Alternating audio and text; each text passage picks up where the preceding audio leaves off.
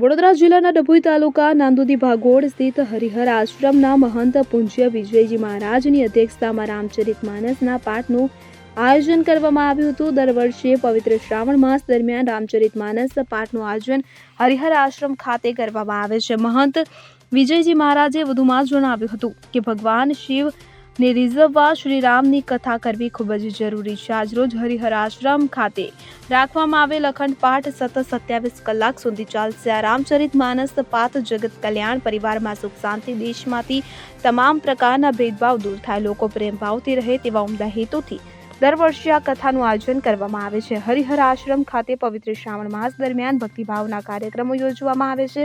નવનાથ કાવડ યાત્રા બાદ ભંડારાનું આયોજન કરવામાં આવે છે। આ પ્રસંગે સમગ્ર ડભોઈ તાલુકામાંથી મોટી સંખ્યામાં શ્રદ્ધાળુઓ આશ્રમ ખાતે ઉપસ્થિત રહે છે। છેલ્લા કેટલાય વર્ષોથી હરિહર આશ્રમ ખાતેથી દર શ્રાવણ માસમાં નવનાથ કાવડ યાત્રાનું પણ આયોજન કરવામાં આવે છે કે જેના ભાગરૂપે આ મહિનાની 18 તારીખે વડોદરા ખાતેથી નવનાથ કાવડ યાત્રાનું આયોજન કરવામાં આવ્યું છે કે જેમાં મોટી સંખ્યામાં ભક્તોને જોડાવવા વિજયજી મહારાજ દ્વારા અપીલ કરવામાં આવી છે।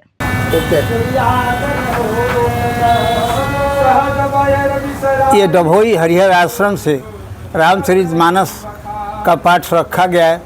हर वर्ष सावन में रखा जाता है और भगवान शिव को रिझाने के लिए राम की कथा बहुत ज़रूरी होती है। इसलिए हम डभोई में 27-28 बरस से भी कांवर भी निकालते हैं और बड़ौदा में 11 बरस और 12वां बरस है 18 तारीख को बड़ौदा नवनाथ का कांवर निकालेंगे। इसलिए भगवान को रिझाने के लिए सबसे उत्तम काम है शिव की पूजा करो, ठीक है, लेकिन उनके साथ साथ राम की भी पूजा करो, क्योंकि राम महादेव के इष्ट देव हैं, महादेव के इष्ट देव राम हैं। इसलिए भगवान को राम को रिझाने के लिए ही हम रामचरितमानस का पाठ रखे हैं। ये 27-28 घंटे का अखंड पाठ है। इसमें ये पाठ से ही जगत का कल्याण होगा, घर का कल्याण होगा, इसमें जो आएंगे उनका भी कल्याण होगा और देश का भी कल्याण होगा। कल्याण के लिए ही ऐसा काम करते हैं जिससे कि देश में किसी तरह की पनौती नहीं आए, सबका कल्याण हो, सब आपस में भेदभाव नहीं रखें, सब प्रेम भाव से रहें। इसलिए कथा रखें। हर बरस हम कथा रखते हैं। इसके बाद भंडारा करते हैं।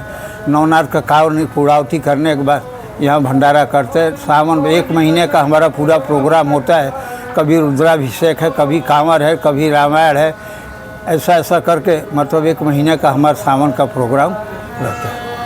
ફકીરા ખત્રી સાથે સીએન 24 ન્યૂઝ ડભોઈ। હવે જુઓ દેશ દુનિયાની તમામ ખબરો તમારી આંગળીના ટેરવે। ઉઠાવો મોબાઈલ અને ગૂગલ પ્લે સ્ટોર પરથી ડાઉનલોડ કરો અમારી CN24 ન્યૂઝ મોબાઈલ એપ।